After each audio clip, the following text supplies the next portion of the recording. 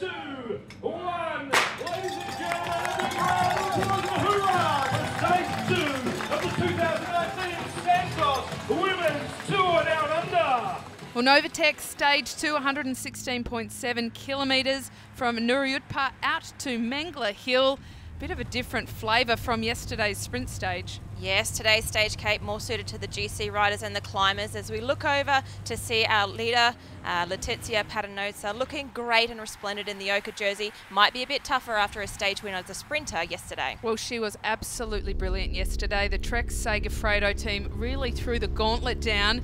30 kilometres into the race, and it's Rebecca Wyasak and Deborah Payne from Vantage New Zealand. Wyasak riding in the Uni SA colours, and they've thrown the gauntlet down. This is the first serious attack of the tour. And an excellent move. It stuck away for most of the day. I thought this was a little bit like the Master and the Apprentice. Rebecca Wyasak coming fresh off the Australian Championships, gold medal in the Criterion, and also Deborah Payne of New Zealand coming in from a silver medal at the National Road Race in New Zealand. These two worked together really, really well, held off a long break. Well, Payne, just a youngster, only 21 years of age, but she's got quite esteemed company in that break. Rebecca Wyasak, world champion 2 times on the track, and they head into the first zip track sprint of the day.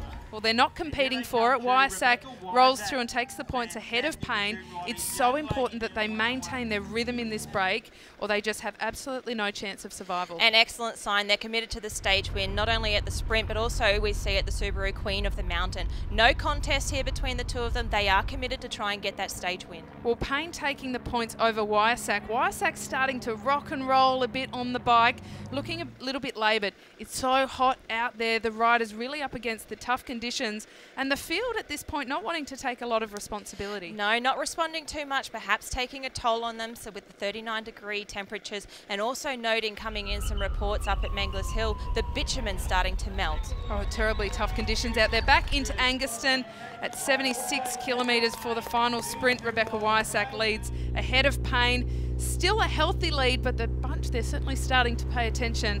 Mitchelton-Scott and Trek Segafredo really need to take responsibility here. But this young New Zealander, what a tremendous rider. The youngsters so far, Anna, have really taken on the tour. Absolutely. You can see the salt that's coming through the jersey, and as they go towards Mengler's climb, as we get towards the finish, unfortunately, the break didn't last. Well, they're absorbed back into the pack, about 8 kilometres left to run, and we can see Loretta Hanson and Sarah Roy, the sprinters that featured yesterday. Well, they're sitting on the front now, pacing their climbers in. I imagine they'd be feeling quite intimidated heading into this climb. They take the right-hand turn, 3 kilometres left to run, and it's Mitchelton-Scott, Lucy Kennedy, who makes the early attack. Yeah, Mitchelton-Scott dominant on the front, hitting speeds of up to 60 k's an hour to bring back the break. Lucy Kennedy really making the first move, and she looked commanding. Oh, Tipco, they have Lauren Stevens and Alice Cobb hanging in there.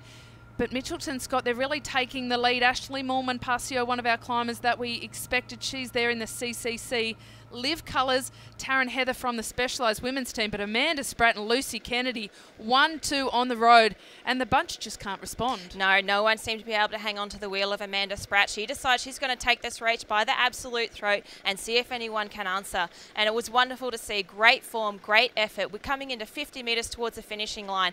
She's got her head down. She's pushing really, really hard, Kate. And the 31-year-old from the Blue Mountains in Sydney, 165-centimetre pocket rocket. She does it again. She takes the leader's jersey. Yeah, it's so exciting. I think we had a really solid plan out there, and we didn't panic when the breakaway went and just controlled it. And then, what can I say, my team was so amazing, and when they work that hard, you have to finish it off. Oh, strategic brilliance from the Mitchelton-Scott team.